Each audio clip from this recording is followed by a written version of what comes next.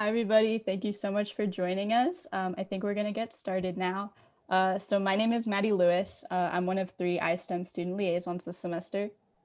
And my name is Joy. I'm the other ISTEM student liaison. And thank you for attending for the last lightning talk of this semester titled Value of Jesuit Education of Science, Technology, Engineering, and Mathematics. As a reminder, this event will be recorded, so if you do not want to appear in the recording, please turn off your camera. And today we have 4 amazing speakers who are also LMU faculty. So we have Father Philip Molesky, Professor and Sir Thomas More Chair of Engineering Ethics, Dr. Michael Berg, Professor of Mathematics, Dr. Nicole Bouvier-Brown, Associate Professor of Chemistry and Biochemistry, and Dr. Don Kendall, Chair and Clinical Professor of Civil and Environmental Engineering.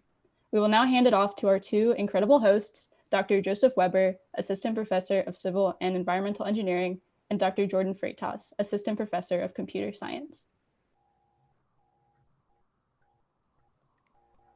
Awesome. Thanks, Maddie. Thanks, Joy. We have 2 quick slides to introduce the topic, and then we'll hand it off. So to get things really kicked off here, we're talking about the value of a Jesuit education in STEM. We think it's appropriate to really introduce and really review LMU's mission here.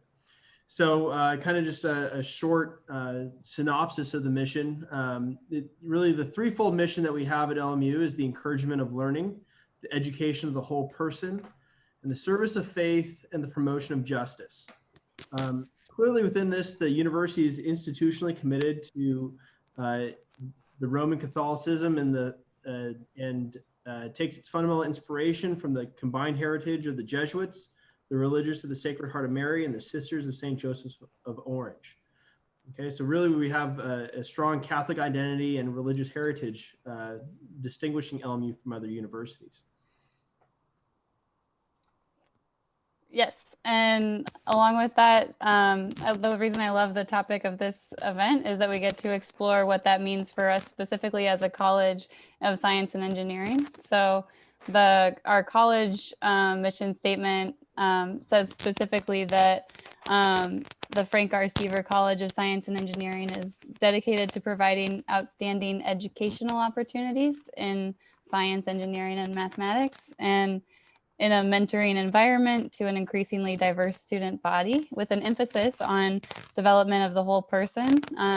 That's a concept that comes directly from our Jesuit identity. And it does this through a focus on ethical behavior and service to society.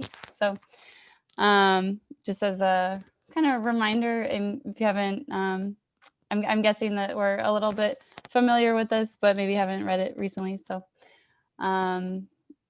yeah, oops, let's see. Yeah, great. So with that, we'll go ahead and get started with our panel. And then after our panel each talks for a few minutes on what the value of a Jesuit education in STEM means to them, then we can open it up to Q&A from everyone. So I think our first speaker is Father Phil Molesky. Whenever you're ready.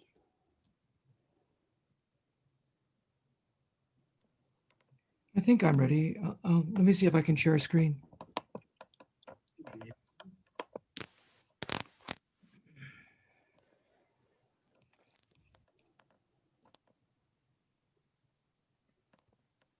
Can folks see that? Can folks hear me? Yes. Great, thank you. So I entered the Jesuits in 1971. I was ordained a priest in 1981. So these categories are derived from my involvement with Ignatian spirituality from St. Ignatius of Loyola, and from experience in working with people as they've responded in my different capacities to that. So I'm thinking that when I take the Jesuit tradition and apply it to working with Seaverites, so students in Seaver College, I think of attention, service, and discernment. As you well know, because of social media, this becomes entirely difficult. Attention. Um, Service, that is to say, all of you will be involved with professional work, but this casts it in providing services, programs, products, buildings for others. And discernment has a couple of dimensions. One is assessing one's own priorities and current circumstances, and also assessing along with others the current context and trying to reason together on that. The goal of attention, if one does it correctly, is awe. So whether you're looking at the composition of an atom or considering the structure of a post-tension cable-stayed bridge, or dealing with deep learning, there's both, and when you have awe, you run into wonder and fear. Service is, as I said, providing goods and services. But here, service in the Ignatian tradition is directed toward justice. Discernment moves toward civic discourse. What do you think and why? What do I think and why? Can we come to agreement? So you can think of this, if you're having a very good day with lots of close friends and it's sunny outside and there's no COVID, you could think of this as a good day as Congress working correctly. So it's civic discourse. It's not just my family and myself, my buddies and myself at the pub. And one way of looking at civic discourse is, what do we promise and how do we forgive? What laws do we write? What do we do when we make mistakes? Think of our current questions about racial justice and police conduct. Education of the whole person, it's not, if you're a professional, you do things, you make things, you shape things, you question things, but there's also material going on within oneself, dynamics within oneself, so that as you have attention, you move toward awe, that can lead you to have a hope, a cherished internal dynamic that we all need these days. Service means that you're working along with others to attain justice, but you have to trust that the others are working with you and not behind your back. Discernment and discourse, these are nice things, but I'm not a politician, and I don't necessarily want all Sieverites to turn into politicians. That may be a goal, but what's behind it, what's behind professional work, I contend, at least in the tradition I come from and others I've heard of, is compassion, not condescension, not pity, but compassion. These things, hope, trust, and compassion, some people say that they're the three key virtues: hope, faith, and charity. But if you look at them just as virtues, that's very nice, but I don't like to buy Hallmark cards. I think of them as, dynamic. That is to say, they lead to growth.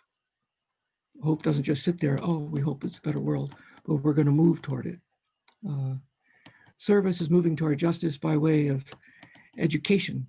That is, as I say, how do you enable people to have their talents deployed?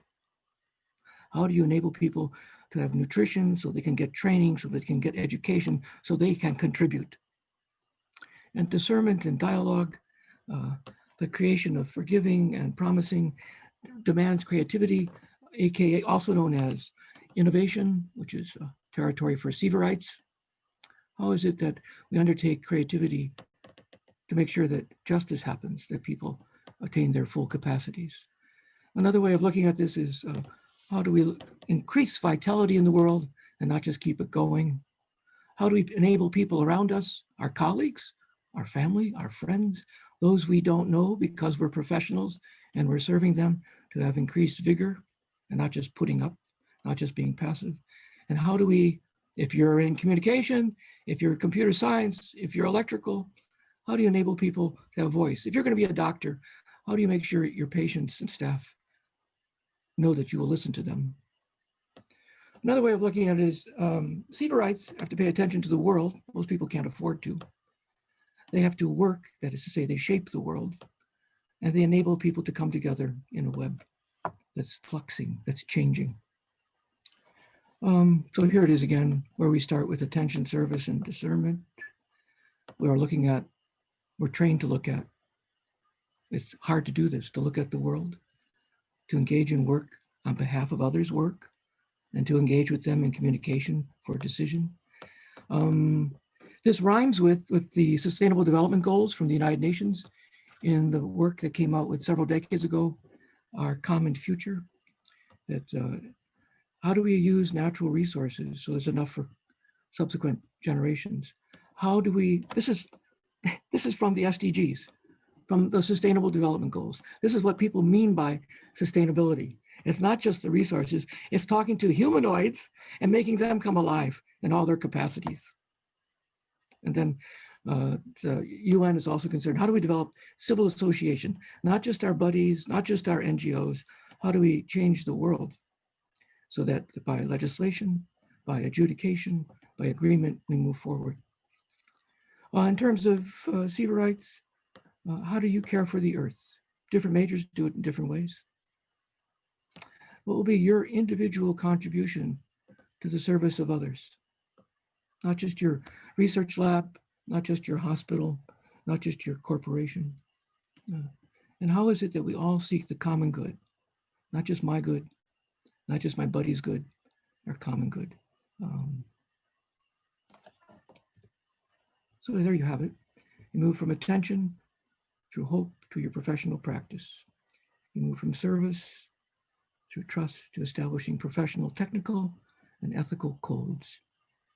You move from discernment and discourse through compassion to witness. What do we witness? You see what's going wrong. You see what people hope for. You see it, you record it, and you stand for it. Thank you.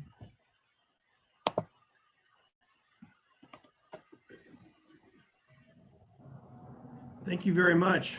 You're welcome. Very good. Next, we have Dr. Berg. Well, I want to thank the group for having me follow Phil, which is, of course, quite a task. I think the question that we are dealing with is very deep, ultimately. And in my case, if I may, I'd like to make 2 points. First, I was raised, as it were, and prepared in very secular institutions. So I came out of a secular education pretty much as a gunfighter. Mathematicians are pretty much gunfighters. So I was interested pretty much in proving theorems, which I still do, and pursuing mathematics for its own sake. And Dr. Chmielewski talked about beauty and awe. And that, of course, is something that we encounter whether we're working at UCLA or at LMU or at the Sorbonne. It doesn't matter. But mathematics is fundamentally concerned with the beauty of creation. Now, at LMU, I have always been able to talk to my mathematics courses about mathematics as evincing and manifesting, as it were, the beauty of God, the structure of the universe as it reflects the designer, the creator. As I say, when I was a student, I was very much, I went from French atheist existentialism to Thomism and devout Catholicism in my own path. And once you've been grabbed by St. Thomas Aquinas, it certainly sticks. And I'm very thankful for that particular experience, because it has allowed me to approach my subject and also my teaching of my subject from that point of view. Very much based on, in my case, this philosophical understanding, this entirely consonant with the Jesuit and Catholic background in our university. How does that manifest itself differently than it would at other universities? Well, of course, the students. The LMU mission includes this marvelous phrase, education of the whole person. That implies that I'm dealing with my students. I look at them and I see all these immortal souls in front of me, all these youngsters who are really in a position then to see marvelous things. And for me, mathematics is very much a transcendental and religious experience. And in that, as I said before, it reminds me, as I'm dealing with these abstractions, of the designer. Dr. Chmielewski talked about looking at an atom, or looking at the design of a bridge, and you see the marvels of science and its workings. And in mathematics, I think the fact that it is so marvelously abstract that I can talk about the number 137 for half an hour, or I can talk about homology or things like that mean virtually nothing to the outside world, and yet there are these deep, beautiful things in there. Now, so students then, who are at the center of our mission, can experience this in different ways. I can, of course, be explicit. I can also be implicit about this. I mean, one of the most marvelous things for me is when I teach a course in which an abstraction first occurs, and I see students become enlivened by something they haven't seen before. Why should this work? Why does this click? Why can we prove that? Why is this absolutely certain? These are deep questions, and they, of course, hit philosophical themes. And so that is what I have as a professor vis-a-vis my students, what I can give them. Reciprocally, if you will, is the care of the students also. I have had over the years students come to me with questions well beyond mathematical ones, personal problems, things like that. And then I feel very much at home, as it were, or proper, in being able to go much deeper into the matter than I would at a secular university. So the entire atmosphere in which this takes place, in Seaver College, and even in liberal arts, where I've taught some courses, it's very, very different, because I can be overt about the fact that I care about them, like I say, as immortal souls, and as it's more than getting them to get grades, more than getting them to understand mathematics or to pass a course or to get a job. It really is about their personhood, their personality, their understanding of things. And some of the best interactions I've had and conversations I've had with students go well beyond numbers and forms and shapes and mathematical things. And so that's one aspect. And another aspect that I relish about LMU is the presence among faculty and staff of people of like mind. I mean, the fact that we all buy into this mission, whether we're Catholic or not. I mean, the education of the whole person and the service of justice and things like this are meaningful and deep themes. And the fact that we're pulling together for the same cause gives us a certain homogeneity and uniformity. At the same time, we have differences that we can discuss civilly and, again, from a point of view of a shared culture. I came from the secular universities, and when I came to LMU, the difference was stark. And it has been a marvel for me in my life as a professor, both as a researcher and as a teacher. Also as a colleague, the service that I do at LMU is very different from the service I would have done at UCLA. I mean, it is a different world, and it's fuller. It's fuller. And I guess that's just what I have to say about that. Thank you for asking me to do this. And again, it is a marvelous, marvelous experience, and I'm glad that you are taking part in this. Thank you. Thank you so much. I'd like to pause briefly. We meant to do this at the beginning, but I was so excited to hear from our speakers that I rushed into it. But we would like to actually check in real quick and see who's in the room. We have a poll question that Joy will launch for us. So it's specifically for students, but if you also graduated from LMU, feel free to respond as well. Oh, the question is, how important was LMU's Catholic and Jesuit / Marymount identity in your decision to attend? Or if we have faculty in the room, I guess you could, how important was it in your decision to join LMU community?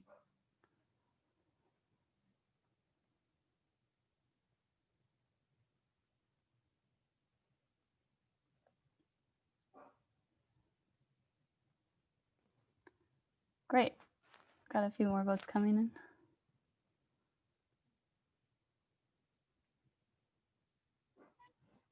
Interesting. Okay, so I'm going to share the results with everyone. We've got quite a spread ranging from critical to not so important. Regardless of how important, I'll just say, regardless of how important this was in your decision to come, I'm happy that we have this event to kind of highlight how valuable it is for your journey. To add to that, I think it may be interesting, and I don't know if we'll get to do this, but to poll the same question after your 4 years at LMU and to see how much it really did impact you and your experience here. So just something to maybe think about during your experience here at LMU.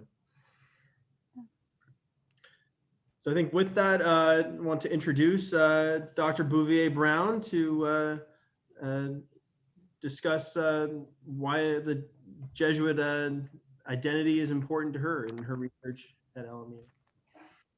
Okay, thank you. And thank you for this invitation. This topic is very close to me. I am going to share a screen with you, hopefully. Can everybody see that? Yes. Okay.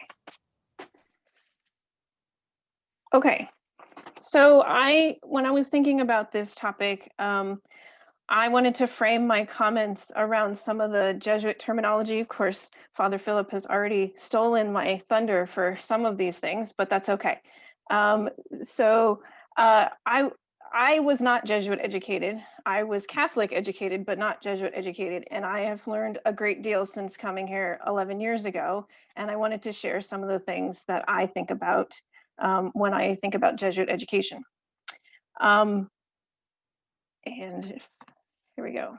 Okay, so first is finding God in all things. This is something you'll hear a lot, and it resonates very deeply with me, and especially with when I think of STEM, because this is saying that the world is sacramental, that we find God in all people and in all circumstances.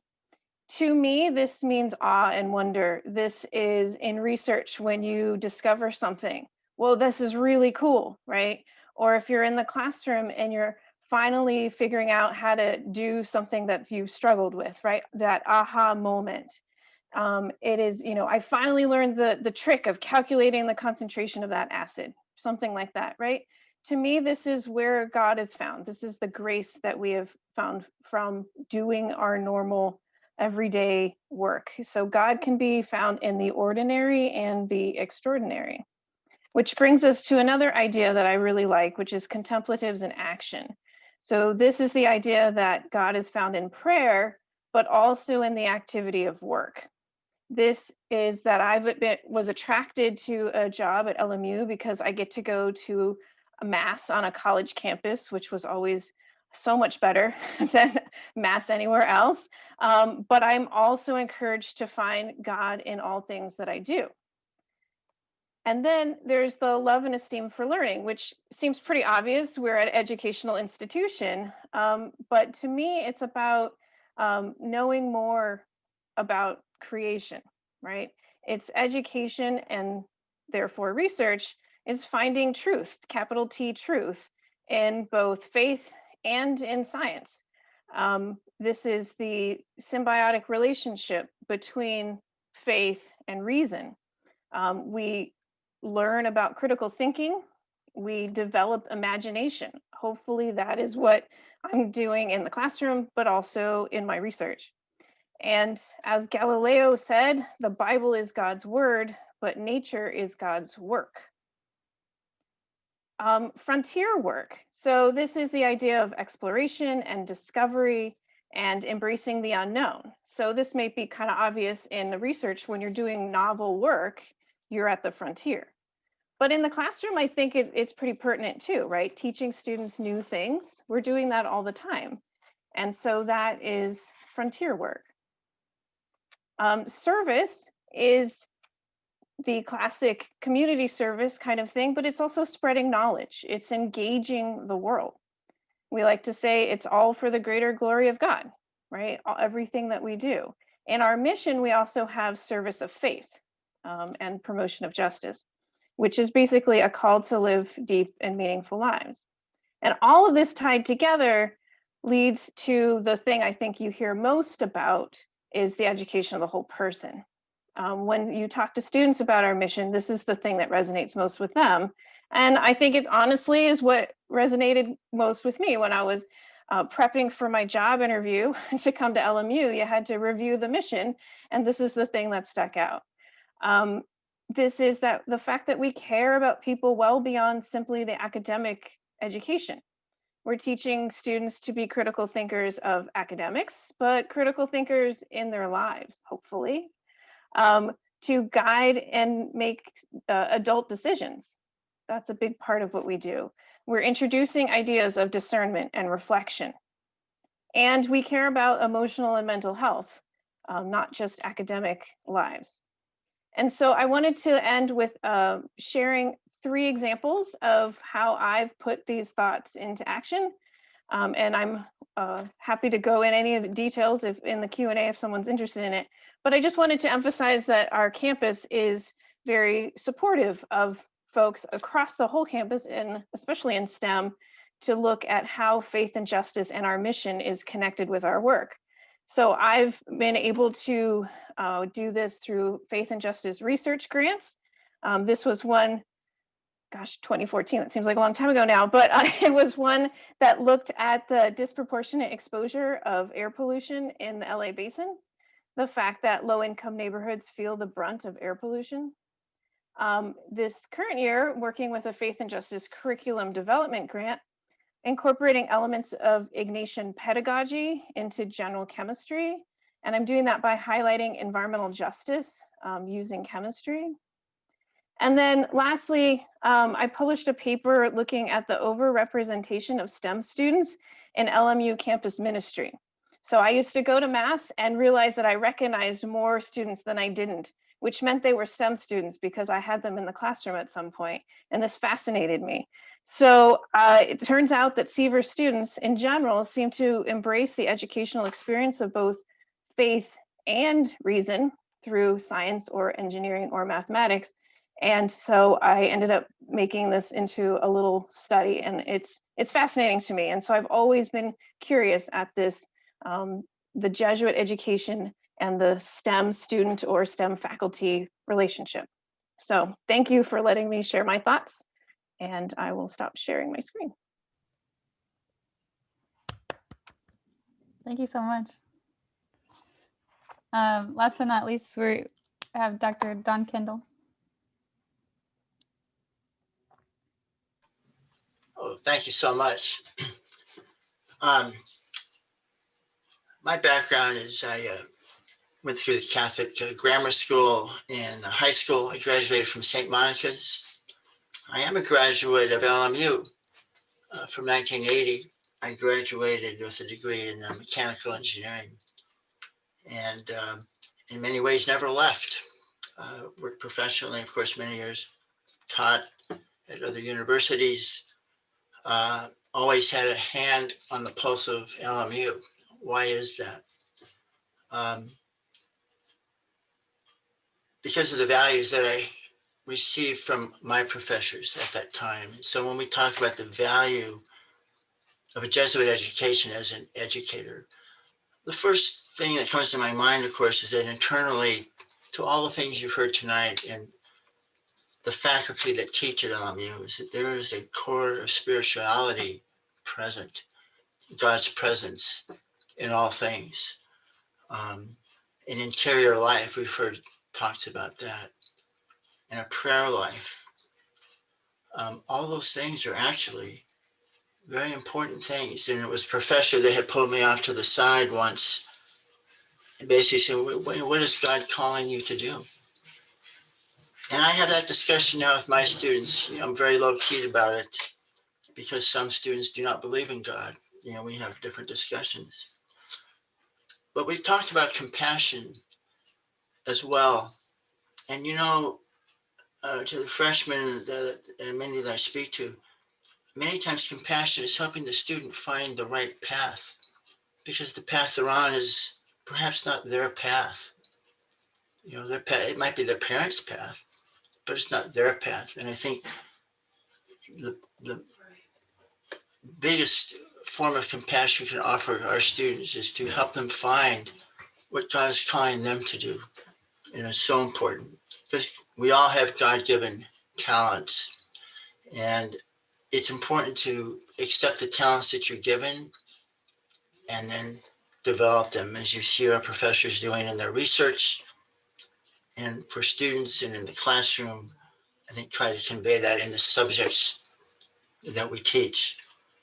And I would say, as I say to freshmen, you come to LMU and maybe you don't know why you're here, but you're here because God has sent you here.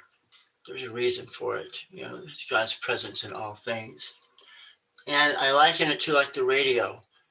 You're on a particular station, but you need to change the frequency a little bit, because if you change the frequency, there you will find in the silence, that's where you find God. And all these other things going on at LMU, all of a sudden, you see them. And for those of you that haven't had that opportunity, I would encourage you to take the time to change the station a little bit in your internal life. We have a campus ministry. My very first exposure to retreats were through LMU. I would encourage you to do that. And so for the professors that I had, it changed my entire life. And the one thing LMU provided to me through God's grace was the development of self-confidence to be successful and strive for personal excellence as God wants us to do. And I think back to J.S. Bach, probably the great composer of all time. Everything he ever did, he wrote right on his manuscripts, basically only for the glory of God, for the glory of Soli Deo Gloria. That's all it was. And you realize that's really what we all do and what we're called to do in our lives professionally as we understand God's creation. So those are sort of my messages to you. It's kind of interesting. I'm going to have the opportunity to teach a first year seminar to the freshman engineers in spring, I think called Becoming a Multiplanetary Species, and which is a great course. I think it's a great course. But my first question to the class is going to be, where did God give us permission to leave the planet in the state it's in before we take off to another planet? And I think that's a good discussion to have. But all to say, the students at LMU are special students. And so if you're here for a reason, and that makes you special. And I think your educators, they recognize that. And to a professor, the many years I've been at LMU now, I see that played out. So, I would say just change the frequency a little bit and see what opens up. Thank you.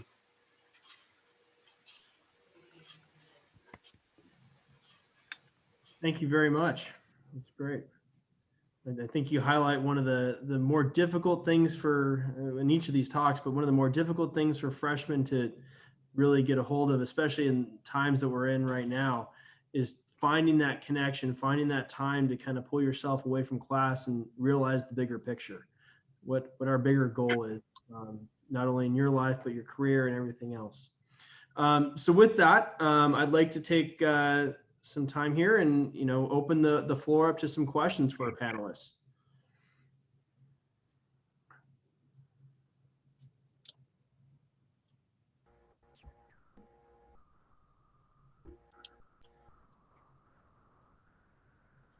Oh, there's something here in the chat. So it's first question is I think it's directed at Dr. Bouvier-Brown, is why do you think STEM students are overrepresented in terms of numbers in campus ministry? Could you summarize your key findings? 2017 was a long time ago in my brain, so I don't remember all the details. But I say that I couldn't find a particular reason, except that we did give some interview questions, some like survey, just to anecdotally understand it. And it seemed like there was kind of an exploration of where did everything come from? Like, I think in STEM, we're very concerned about like details, right? Either it's atoms, it's plants, it's structures. It's so we're in so much in the weeds that I think there was a sort of desire to understand what it all means, and a bit of a reason to kind of connect with the justice aspect of it as well. What do we do with this stuff? So, and whether it was intentional or not, I'm not clear. But there were a lot of the students that were in this cohort that was, overrepresented in the sense that a higher percentage of Seaver students, helped out campus ministry than made up the percent of the student population. In total, it seemed like a lot of them also either minored or double majored over in philosophy or theology. So there was a lot of higher level thinking that was attractive to them in some way. And I couldn't nail down a real reason or anything, but it was really interesting. And I think it speaks very highly of our student population. It speaks highly of our student population that they want that duality, and they understand that there's no conflict between faith and reason. Whereas I don't think that is shared with the general public at large. So I found it very interesting and encouraging.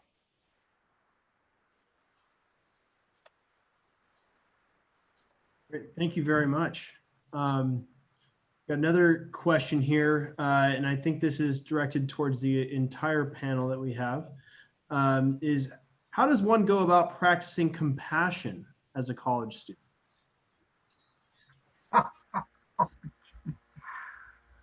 Oh my gosh, compassion should be practiced towards everybody. As a college student, I don't understand the question. How is a college student distinct in practicing compassion from another person? So the person asking the question, I'd like more of a matrix for the question, if you will. I mean, I think if I may just spitball here, for me at LMU, it has been a marvelous thing simply to do what Professor Kendall talked about, for example. If God is at the center of what you do, then you must be compassionate to those you meet. And for a student to do that, the student should have examples among faculty and staff along those lines. And compassion, of course, means to suffer with the other person, compassion. And so be there to look at what the other person is going through and put yourself in that person's place. And then do the best you can to ease that person's suffering, if there's suffering involved, or to walk with that person along the path that he or she may be on.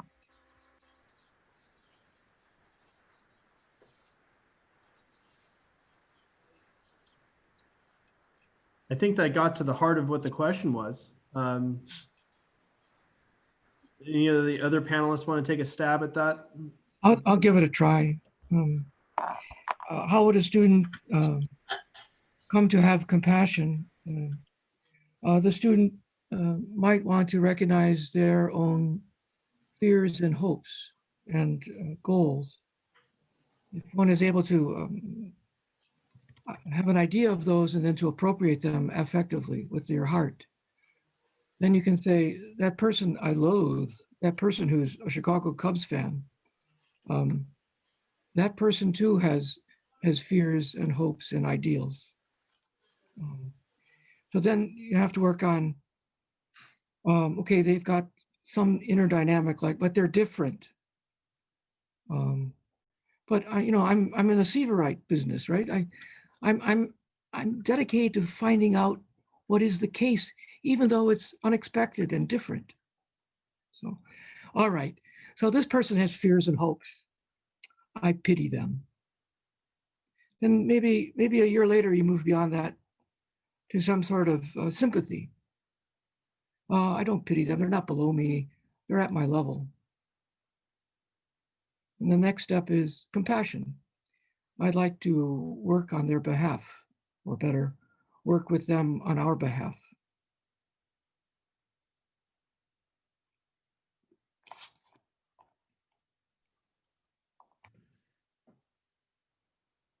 Very good. Thank you. Let's see, I just lost here. I had one directed for Dr. Kendall. Can you talk about any experiences during your career outside of academia where you found some of our Jesuit values intersecting with everyday work?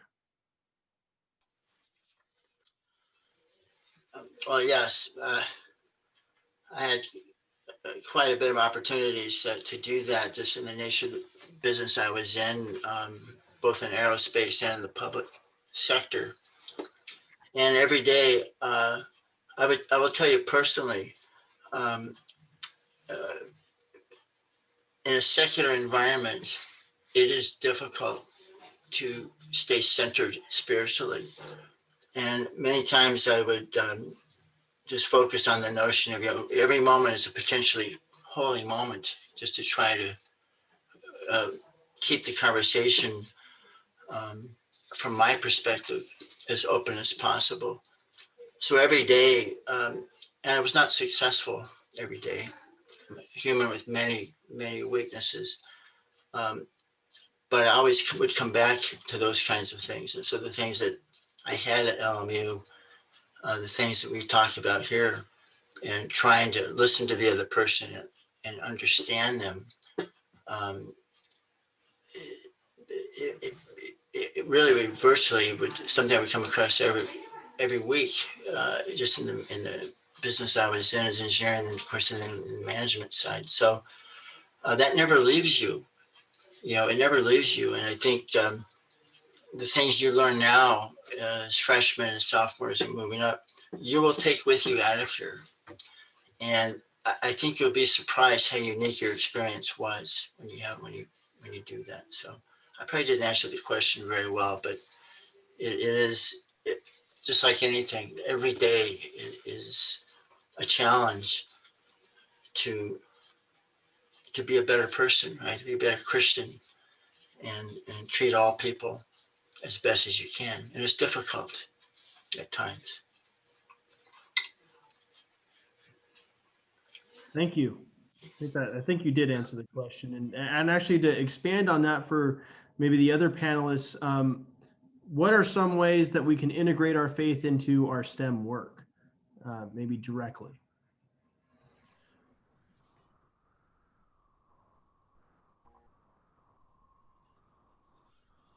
I'll tell you a secret.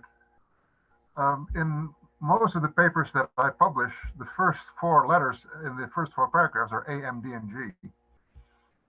So it's sort of a secret stab at the secular world. No, I think it's a very difficult question.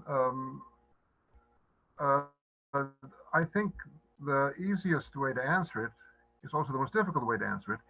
That's about your inner disposition. I think the other panelists mentioned so beautifully the theme of finding God in all things.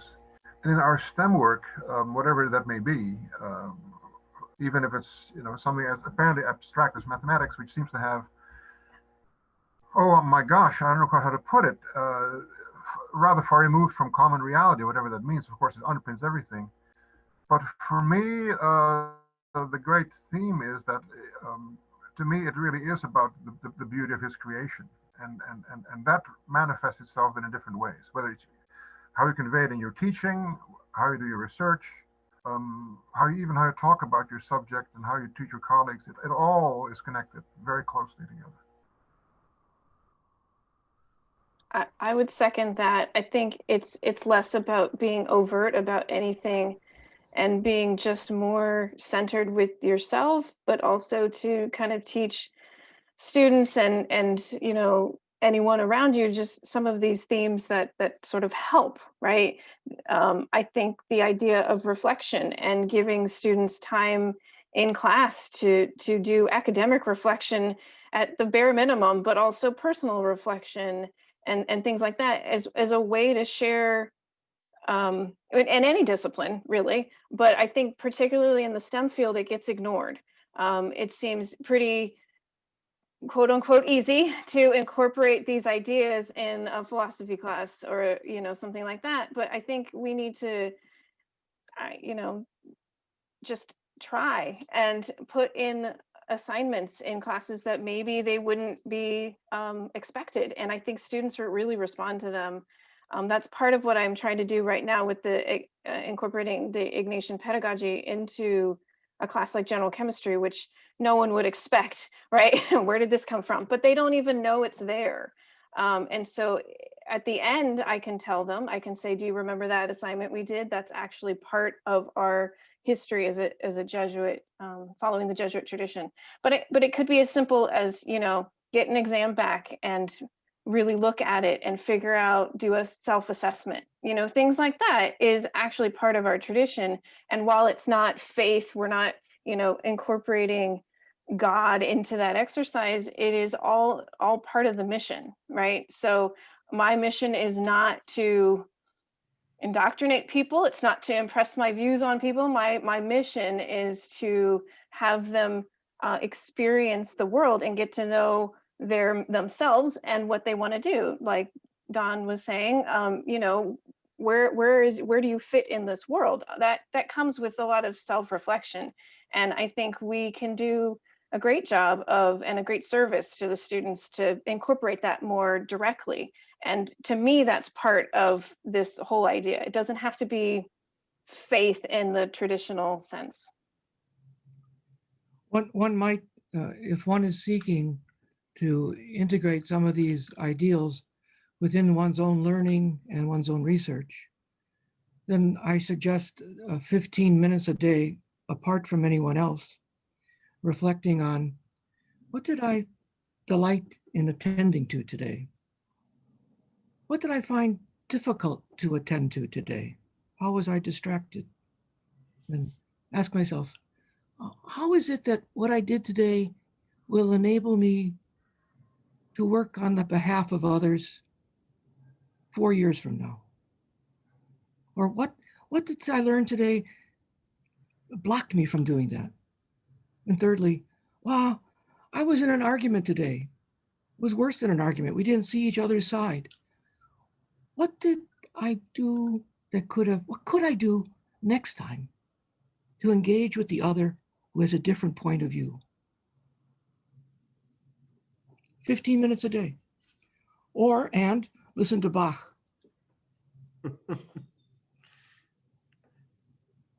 Very good. Perfect responses, really. And I think it really brings us to the next question that was posted is, and we're talking about kind of what we can do today and what's there. The question is, since we're in this online format, what are some ways that we can perform service? Or should we just use this time to focus on other Jesuit values such as compassion and understanding? I was actually hoping that I would have a chance to answer that question. I think my student Carrie asked it. Yes, one thing that I just want to emphasize, and I'm lousy at this, but I should be much better, even though we're sequestered here in our own little caves and what have you. Well, one advantage of having this machine that I usually malign and the telephones that I think are an invention of the devil, you can and should reach out to the other people in the world right now who are in the same boat. I find that it is such a marvelous thing to be able to deal with people, human being to human being, even if it's in this virtualized setting. I can't go over to people and hug them and what have you, but I can still make contact with them, and then just be human. You have conversations on the phone, on the internet. I think that's where this particular element of service has to begin. There are other things you can do, obviously, that are on a more complex scale, but by all means, human contact is critical. That's all I wanted to say, actually.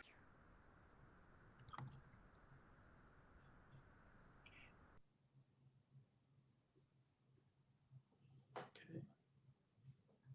Thank you. The next question I think is an interesting one and might spark some conversation here is, in a world that has become increasingly negative and polarizing, where can we look for God in the outside world?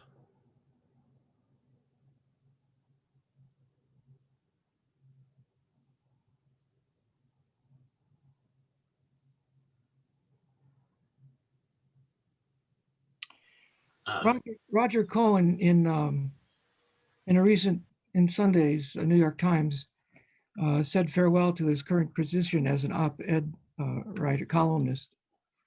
And he talked about some horrible things that he had seen.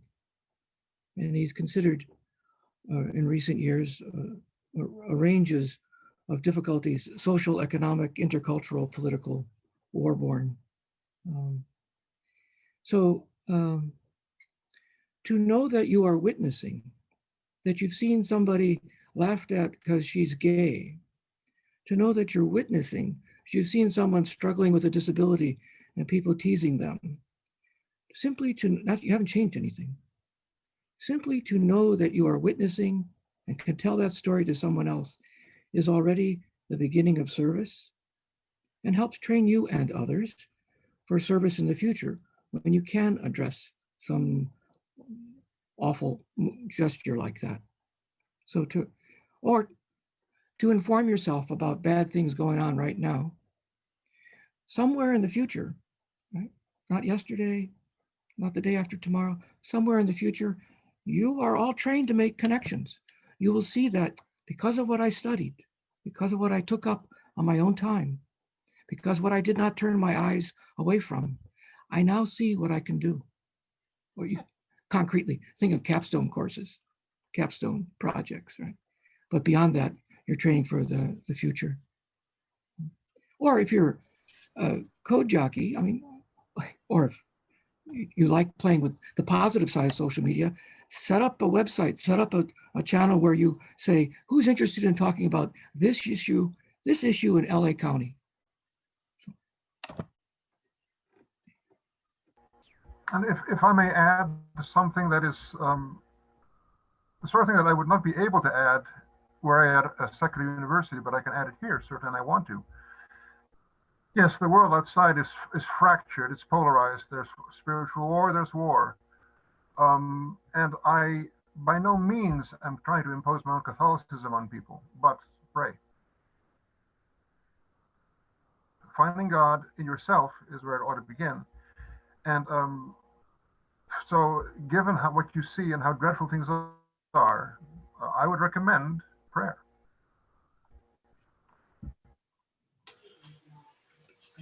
Prayer is huge.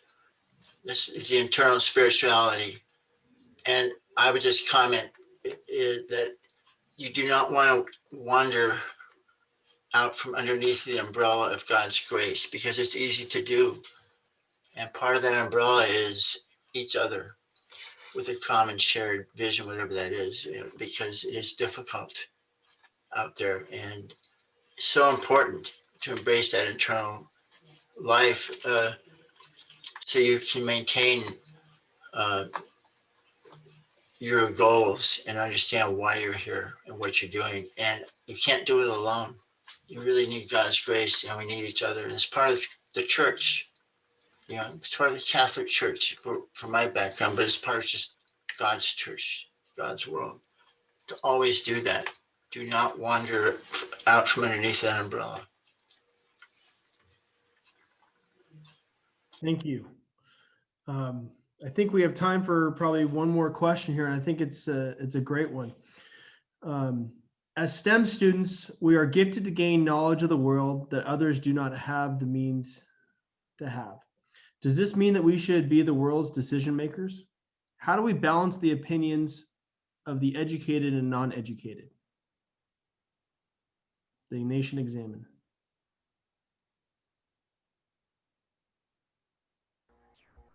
charity. It has to begin with charity. One of the themes that was brought up so often tonight was that we need to have compassion for the other, listen to the other, find out what the other is thinking. Don't let arguments.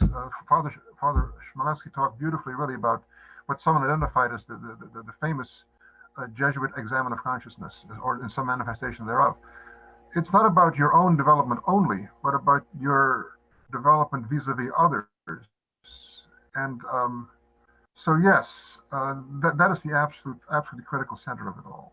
You know, be aware of the other.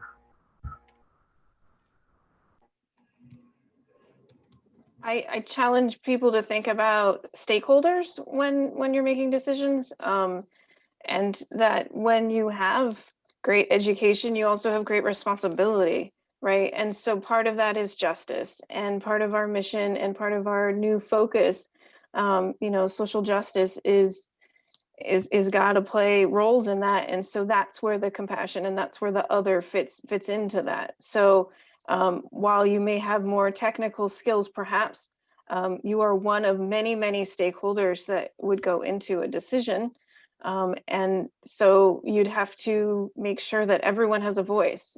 So when we talk about equality, and when we talk about, for example, like environmental justice, it's not just having everyone being exposed to the same clean air, it's everyone being at the table.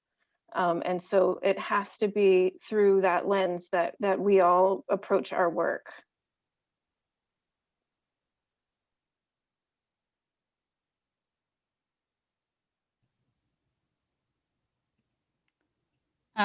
Thank you so much to all of our panelists. I really appreciate you being here and sharing your perspective. I also want to echo what Tina wrote in the chat, becoming men and women for and with others, with an emphasis on this with, because we have this technical expertise, and that is our contribution, but others are experts in their own experience. And if we want to make a contribution that is of value, then we recognize them as experts also. So thank you again to everyone for being here, for your thoughtful questions.